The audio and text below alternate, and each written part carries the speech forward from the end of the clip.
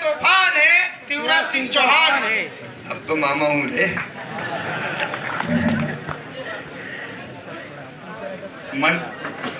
हमारे प्रभारी मंत्री राज्यवर्धन जी वो जोबट रवाना हो रहे हैं। हमारी लोकप्रिय सहज और सरल विधायिका बहन सुलोचना रावत जी, हमारे वरिष्ठ नेता और सचमुच में जिनने विधानसभा क्षेत्र के लिए और चंद्रशेखर आजाद नगर के लिए बहुत काम किया है, आदरणीय माधव सिंह डावर जी। वो कह रहे थे मेरी अंतिम इच्छा है, अंतिम नहीं, अभी तो बहुत इच्छा पूरी करूंगा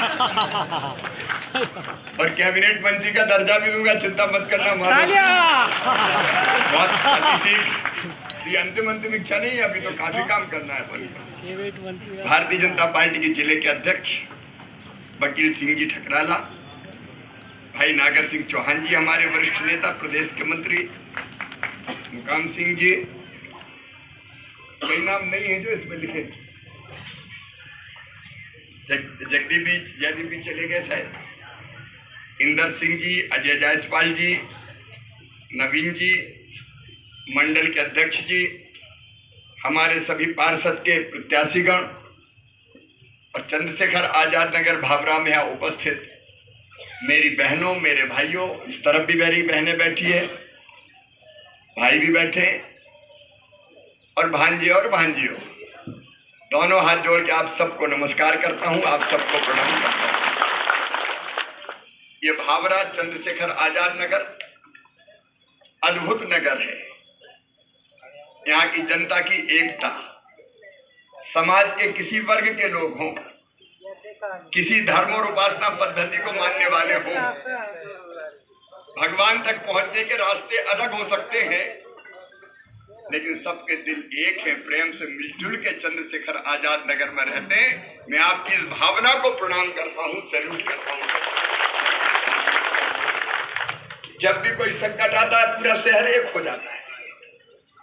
मुझे पता है एक बार जब पार्टी का कार्यक्रम था युवा मोर्चे का और आंधी तूफान में सब टेंट वेंट सब उड़ गए थे, तब पूरा शहर खड़ा हो गया था समाज का और हर धर्म का, हमारे भाई और बहन, और खड़े खड़े ठीक करके दे दिया था और करो कार्यक्रम, चिंता मत करो।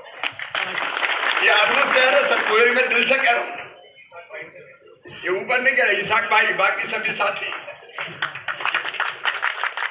क्या हिंदू और मुस्लिमों, बोहरा समाज से लोग, किसी समाज के, अद्भुत एकता का परिचय देते हैं। और आज मैं आपके सामने अपना संकल्प व्यक्त कर रहा हूं, कोई भाषण नहीं दे रहा हूं। वैसे ही अद्भुत शहर बनाने में हम इसको कोई कसर नहीं छोड़ेंगे। ये मिसाल बन जाए एकता की, प्रेम की, सद्भाव की, भाईचारे की, मिलकर साथ रहने की। वैसा शहर, इसको बहुत अच्छा नगर है। और जो विकास के काम आपने कहे, अभी माधव सिंह जी बता रहे थे, आपने कहा, मैंने कसर नहीं छोड़ी। बहन सुलोचना जी भी बैठी है, वो भी सेवा भाव से लगातार यहाँ काम कर रही है। तो उसी भाव से देखो, सचमुच में यहाँ तो कोई चुनाव के लिए आने की जरूरत नहीं थी, लेकिन मुझे तो आपकी बहुत दिनों से याद आ रही थी, तो चुनाव का एक बहाना था। मुझे तो भावरा वालों आपसे मिलने आना था, आपसे मिलकर और ऊर्जा मिलती है और उत्साह मिलता है, काम करने की प्रेरणा मिलती है। इसलिए जो काम हुए वो मैं गिनाऊंगा नहीं, गिनाऊंगा तो घंटों रह जाएंगे, लग जाएंगे, लेकिन इतना जरूर कहता हूं कि चंद्रशेखर आजाद नगर के विकास के लिए जो काम भारतीय जनता पार्टी की सरकार ने किए, कांग्रेस ने कभी नहीं किए। बोलो सही बात है कि नहीं? 1.25 साल बीच में उनकी सरकार आई, तब वो सारे काम ठप हो गए थे। तब बहन सुलोचना जी पहले दूसरी पार्टी में हुआ करती थी। अच्छा, इनको कल्पना नहीं थी कि जो कहते हैं वो काम होते हैं। मैंने इनको फोन कर करके पूछा, बहन जी ITI करना है, बहन जी फलाना काम करना है, तो कहने लगे भैया कांग्रेस में तो कभी ऐसा होता ही नहीं था, मुख्यमंत्री कभी बातें ही नहीं करते थे। मैंने कहा बहन, ये भारतीय जनता पार्टी है, हम जो कहते हैं वो करते हैं, इसलिए एक एक काम होगा। आप जो मांगोगे वो भी होगा, और कई जो जरूरी काम है जो नहीं मांगोगे वो भी करेंगे। क्योंकि काय के लिए हम भारतीय जनता पार्टी की सरकार, चाहे दिल्ली में हो मोदी जी के नेतृत्व में और चाहे भोपाल में हो, देखिए हमारे लिए तो अपनी जनता ही पूरा परिवार है। मैं हमेशा कहता हूं मध्य प्रदेश मेरा मंदिर है, इसमें रहने वाली जनता मेरी भगवान है, और इस जनता का पुजारी शिवराज सिंह चौहान काय के काम कर रहे हैं अपनी जनता की भलाई और बेहतरी के लिए। देखो अभी हर जगह सीएम जनसेवा शिविर लगाए जा रहे हैं, हर जगह पंचायत में जाकर शिविर लगाए। हमने तय किया कि जनता सरकारी दफ्तर के चक्कर नहीं लगाएगी, खुद सरकार पंचायत में जाएगी, जनता के आवेदन लेगी और काम करके देगी। अभी यह चंद्रशेखर आजाद नगर में चुनाव चल रहे हैं। मैं अपने सभी पार्षद बहन और भाइयों से कहना चाहता हूं, चुनाव के बाद आपके वार्ड में शिविर लगेगा, ढंग से शिविर लगाना और जनता की सारी समस्याओं का समाधान कर देना। अधिकारी साथ रहेंगे, हम सब साथ रहेंगे, इसलिए सरकार होती है। आप देखिए एक तरफ विकास के काम, उनको गिनाने की जरूरत नहीं है, कांग्रेस कभी मुकाबला ही नहीं कर सकती, विकास की उनकी नजर और नजरिए नहीं रहा, कभी दृष्टि नहीं रही। लेकिन दूसरी तरफ अपनी जनता की भलाई कैसे हो, इस काम में हम लगे हैं। और इसलिए एक तरफ बिजनेस व्यापार उद्योग बढ़े, काम धंधा मिले लोगों को, उसकी हम कोशिश करते हैं। दूसरी तरफ जो हमारे गरीब भाई बहन हैं, हमारे अनुसूचित जनजाति के आदिवासी भाई बहन या बाकी समाजों के भी गरीब भाई बहन हैं, उनकी जिंदगी को भी हम कैसे बेहतर और अच्छा बनाएं। और इसलिए कुछ चीजें हमने तय कर रखी है। जैसे सबसे जरूरी चीज क्या है? रोटी। भूखे भजन ना होए गोपाला, धर लो अपनी कंठी माला।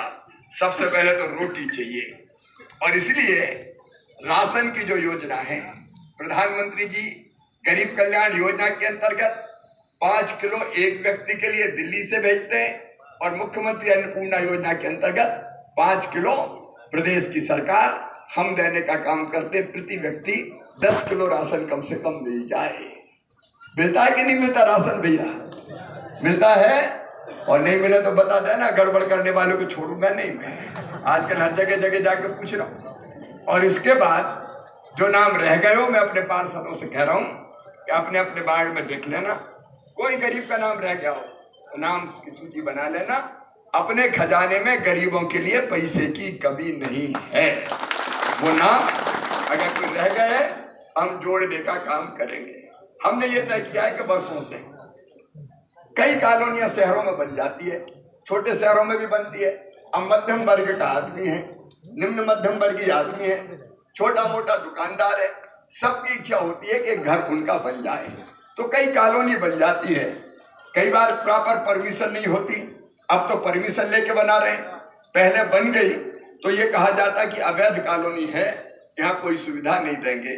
मैं अपने चंद्रशेखर आजाद नगर के सभी बहनों भाइयों से कह रहा हूँ कि ऐसी सारी कॉलोनियां वैध करके वह सारी सुविधा दी जाएगी, प्रक्रिया पूरी करके, ताकि जिनने मकान बना लिए हैं उनको कोई तकलीफ ना हो, उनको कोई परेशानी ना हो। जो हमारे गरीब भाई बहन हैं, गांव के लिए मैंने बनाई मुख्यमंत्री भू आवासीय अधिकार योजना। एक घर में मैं गया तो मुझे कहा कि 40 आदमी रह रहे हैं। मैंने कहा क्यों? बोले 4 भैया हो गए, बाप के 4 बेटा, 4 बहुएं आ गई, उनके बेटा बेटी हो गया, उनकी शादी हो गया, मामा बताओ रहे कहाँ? जगह ही नहीं है। तो हमने तय किया है कि मुख्यमंत्री भू आवासीय अधिकार योजना के अंतर्गत ऐसे परिवार मतलब पति पत्नी और उसके बच्चे, अगर रहने की जगह नहीं है तो उसको सरकारी जमीन का पट्टा देके मालिक बनाएंगे, रहने की जगह की व्यवस्था करेंगे। क्योंकि भगवान ने, ऊपर वाले ने इतना हक तो दिया है कि धरती पे आया है तो रहने की जमीन तो कम से कम उसकी हो जाए। और उसके बाद फिर प्रधानमंत्री आवास योजना के मकान पहले भी भावरा में बने हैं, अभी भी स्वीकृत है और आगे भी स्वीकृत करेंगे।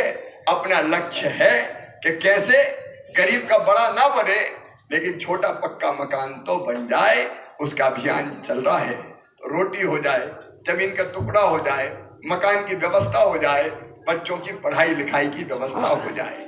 देखो हमने बनाई मुख्यमंत्री मेधावी विद्यार्थी योजना, कांग्रेस ने बंद कर दी थी।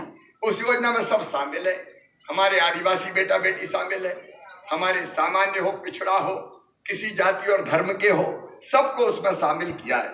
मैं सभी भावरा वासियों से कह रहा हूँ और बच्चों से भी कह रहा हूँ कि अब बच्चों ढंग से पढ़ना। अभी 30 तारीख को मामा 12वीं क्लास में जिन बच्चों ने 75% नंबर लाए हैं, चाहे वो कोई भी हो, 25-25 हजार रुपया उनके खाते में डालेगा, ताकि आगे की पढ़ाई के लिए वो लैपटॉप, कंप्यूटर और बाकी चीजें खरीद सकें और हमारे बच्चे आगे बढ़ सकें। ऐसे बच्चों को रेगुलर स्कॉलरशिप तो दी जाती है, लेकिन इनका admission medical college, engineering college, बड़े शिक्षण संस्थान में हुआ और फीस ज्यादा होती है, तो कई बार गरीब परिवार, निम्न मध्यम वर्गीय परिवार, किसी जाति धर्म के हो, वो उस फीस का भार सहन नहीं कर पाते। इसलिए ऐसे सब बच्चों की फीस चाहे 5-10 लाख रुपया साल भी क्यों ना हो, उनके माता पिता, मम्मी पापा नहीं भरवाएंगे, मामा शिवराज सिंह चौहान भरवाएगा, भारतीय जनता पार्टी की सरकार भरवाएगी, ताकि हमारे बच्चे पढ़ सके। अब रोजगार के लिए कई तरह के प्रयत्न हमको करने हैं, स्वरोजगार की अनेकों योजनाएं। एक तो मैं पढ़े लिखे बच्चों को कहना चाहता हूं, आज ही देखा होगा 18,000 शिक्षकों की भर्ती निकली। इस 1 साल के अंदर 1 लाख भर्तियां की जाएगी सरकारी, 1 लाख हम करेंगे सरकारी नौकरियों में भर्ती। उसके अलावा स्वरोजगार की अनेकों योजनाएं हैं, उनमें भी जैसे मुख्यमंत्री उद्यम क्रांति योजना है, उसमें 1 से लेकर 50 लाख रुपए तक का लोन बैंक देगा और बैंक को गारंटी घर वाले नहीं देंगे, मामा देगा, भारतीय जनता पार्टी की सरकार देगी। ब्याज की सब्सिडी भी देंगे, ताकि अपना कोई बिजनेस और व्यापार भी अगर वो खड़ा करना चाहे तो अपना बिजनेस व्यापार वो खड़ा कर पाए। इस काम में भी हम लोग लगे कि रोजगार से भी हमारे बच्चे लगे। एक होती है इलाज की व्यवस्था। मेरे प्रिय बहनों और भाइयों, आयुष्मान भारत योजना के अंतर्गत आयुष्मान कार्ड बनाए जा रहे हैं। यहाँ आयुष्मान कार्ड कौन कौन के बने, जरा हाथ उठाओ। बने कई लोगों के, अब हाथ नीचे कर लें, जिनके नहीं बने वो उठाएं। तो कई लोग रह गए तो हम शिविर लगाएं। यहाँ चुनाव खत्म होते ही भावरा में शिविर लगेंगे, हर वार्ड में लगेंगे, अलग अलग, कहीं जाने की जरूरत नहीं, छोटे छोटे शिविर। बड़ी भीड़ में काम नहीं हो पाता, छोटी में हो जाता है। तो जिनके नहीं बने उन सबके आयुष्मान कार्ड बनेंगे और उसका फायदा ये होगा कि 5 लाख रुपए तक का इलाज केवल सरकारी अस्पताल में नहीं, प्राइवेट अस्पताल में भी फ्री में करके दिया जाएगा, ताकि बीमारी हो जाए तो गरीब हो, मध्यम वर्गीय हो, किसी को परेशान ना होना पड़े। देखो, जनता की जिंदगी बेहतर बने, इसलिए यह भारतीय जनता पार्टी की सरकार है। योजनाएं तो इतनी हैं कि गिनाऊंगा तो रात यही हो जाएगी। अब अपनी लाडली लक्ष्मी योजना, 43 लाख बेटियां हैं, सबके लिए, कोई जाति, कोई समाज, कोई धर्म हो, कोई भेद हमने नहीं किया, सबके लिए है। उस योजना के अंतर्गत हमने तय किया कि बेटियों की अब वो कॉलेज में एडमिशन लेंगी।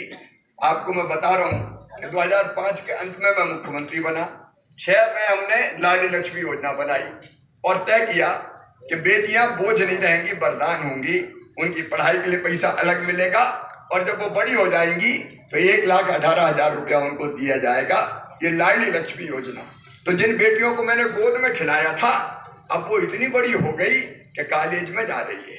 इस बार कई बेटियां कॉलेज में एडमिशन ले रही है, इसलिए हमने तय किया उनकी कॉलेज की पढ़ाई भी फ्री में करवाई जाएगी और कॉलेज में एडमिशन लेते ही 12,500 रुपये उनके खाते में डालूंगा और डिग्री लेते ही फिर 12,500 रुपये उनके खाते में डालूंगा। बेटी बोझ नहीं, बेटी वरदान है। बेटी की इज्जत और मान सम्मान बढ़े और बेटियां भी हमारी आगे बढ़े, ये हमारी कोशिश है, ये हमारा प्रयास है। किसानों के लिए कई योजनाएं, प्रधानमंत्री किसान सम्मान निधि, मुख्यमंत्री किसान कल्याण योजना, 0% ब्याज पे कर्जा, वो सब बताने का समय आज मेरे पास नहीं है। आज तो मैं आपसे निवेदन करने आया हूं कि चंद्रशेखर आजाद नगर का पहले भी हमने विकास किया और आज कुछ चीजें आपने और मांगी है। मैं आपको आश्वस्त करना चाहता हूं। आपने कहा कि चंद्रशेखर आजाद पार्क बन रहा है, आप पार्क बना रहे हैं पहाड़ी पे ही बन रहा है ना, तो पहाड़ी पे जो पार्क बन रहा है ये तो काम अपन कर चुके सारे। उनके स्मारक बन गया, स्मृति मंदिर बन गया, महाविद्यालय, इसकी मैं चर्चा नहीं करूंगा। लेकिन आपने जो बात कही है, आजाद पार्क के लिए 2,40,00,000 रुपया शायद स्वीकृत है, वो स्वीकृत हो गए। पार्क बनना चाहिए कि नहीं बताइए। अब वहां जाने के लिए सड़क चाहिए, 1.25 करोड़ रुपया की। 1.25 करोड़ का हिसाब कहां से लगाया? अच्छा, एस्टिमेट बताए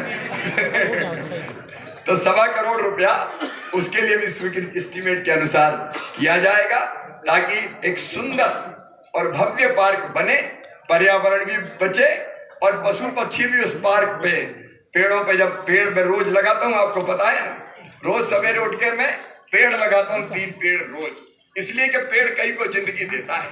हमको तो हवा देता ही है, वो ऑक्सीजन मिलती है जीने के लिए, लेकिन एक बड़े पेड़ पे जाके देखोगे कितने जीव जंतुओं की जिंदगी पलती है। पक्षी उसका घर बनाते हैं, चींटे, चींटी, कीट, पतंगे, सबका घर क्या रहता है?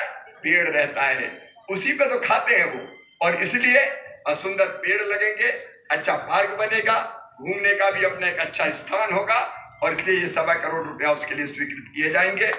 आपने तालाब के सौंदर्यीकरण की बात कही है, तो बहुत सुंदर तालाब बनाएंगे। अमृत सरोवर में स्वीकृत हो गया है, लेकिन ये तय कर लो क्या क्या करना है। भावरा के लोग मिलके पाथवे बनाना है और क्या करना है, तो इतना सुंदर सरोवर हो जाए कि शाम को लोग घूमने जाए वहां, और बाहर से मेहमान आए तो आप कहो आजाद स्मृति मंदिर भी चलो, और चलो तालाब घुमा के लाते हैं तुम्हें, वहीं बैठे गप्पे सप्पे लगे, थोड़ा बहुत टाइम गुजारे। तो बनाए तो उस स्तर का बनाए कि बहुत बढ़िया हमारा वो बन जाए। फिर आपने खेल के मैदान की बात कही है, खेल के मैदान की, तो बच्चों को खेलने के लिए खेल का मैदान चाहिए, तो वो भी स्थान तो तय है ना, तो बढ़िया सुंदर खेल का मैदान भी बनाएंगे, ताकि हमारे भावरा के बच्चे खेलें और खेलों में भी आगे बढ़ने का काम करें। और एक सुरक्षा की दृष्टि से बर्जर में आपने चौकी की बात कही है, थाने की बात कही है, तो अभी मैं भर्ती कर रहा हूँ पुलिस वालों की। अभी 1 मिनट सुनो, तो भाई थाने में आदमी चाहिए तो हम भर्तियां कर रहे हैं, अभी फिर भर्ती निकल रही पुलिस की 6000, हम वो भर्ती भी करेंगे, और फिर बर्जर में थाना खोल के हम लोगों की तैनाती भी करेंगे, पदस्थ भी करने का काम करेंगे। एक बात भैया सुन लेना, जो सज्जन हैं उनके लिए फूल से ज्यादा कोमल है भारतीय जनता पार्टी की सरकार, लेकिन जो गुंडे हैं, बदमाश हैं, माफिया हैं, उनके लिए वज्र से ज्यादा कठोर है अपनी सरकार, क्योंकि गुंडों को तो दफन करना ही पड़ेगा। क्योंकि कई बार जब ऐसी घटना सुनते हैं, अब इंदौर में कल घटना हुई, जैसी घटना हुई, एक बच्ची को 7 साल की चाकू से गोद दिया। अब ऐसे बदमाशों को छोड़ सकते हैं क्या? किसी भी कीमत पर नहीं छोड़ सकते। आज ही मैंने मीटिंग करी और तय किया कि ऐसे लोगों को तो फांसी की सजा होनी चाहिए, जो दुराचार करें, गलत काम करें, उनको जीने का कोई हक नहीं है, और इसलिए पुलिस की व्यवस्था को भी और बेहतर बनाने का काम करेंगे। मेरा आप सबसे निवेदन यही है कि काम केवल भारतीय जनता पार्टी करती है, कांग्रेस ने कभी विकास के काम में रुचि नहीं ली। इसलिए मेरा निवेदन है कि भारतीय जनता पार्टी, क्योंकि काम के लिए पैसा हम भेजेंगे, लेकिन पैसा खर्च यहाँ करेगी नगर पंचायत, पार्षद और अध्यक्ष। अगर कांग्रेस का अध्यक्ष बन गया तो बताओ पैसा खर्चा हो पाएगा क्या? मैं कहूँगा आगे चलो, वो पीछे जाएंगे, मैं कहूँगा दाएं चलो, वो बाएं जाएंगे, मैं कहूँगा ऊपर चलो, वो नीचे जाएंगे, तो मामला झगड़े में पूरा का पूरा 5 साल निपट जाएंगे अपने। और इसलिए मेरा निवेदन है, कमल के फूल की बटन दबा के भारतीय जनता पार्टी के पार्षद जिताएं। वार्ड नंबर 1 से भंगड़िया भाई, वार्ड नंबर 2 से सविता जी, श्रीमती सविता जी, 3 से मनोज देवड़ा जी, 4 से रंगला जी, 5 से राकेश नलवाया जी, 6 से अभिजीत डाबर जी, 7 से कमला परमार जी, 8 से रजिया बी जी, 9 से रसीदा महबूब जी, 10 से ईसाक भाई, 11 से सुनीता सुरेश, 12 से छाया जायसवाल, 13 से नारायण अरोड़ा, और 14 से श्रीमती निर्मला डाबर, और इसके बाद नागर सिंह जमरा, 15 से नगर सिंह जमरा। तो आप सबको कमल के फूल की बटन दबा के जिताएं और विकास की जवाबदारी मामा को सौंप जाएं। बोलिए सब तैयार है? तो मेरे साथ बोलिए भारत माता की। बहुत बहुत धन्यवाद, प्रणाम, नमस्कार।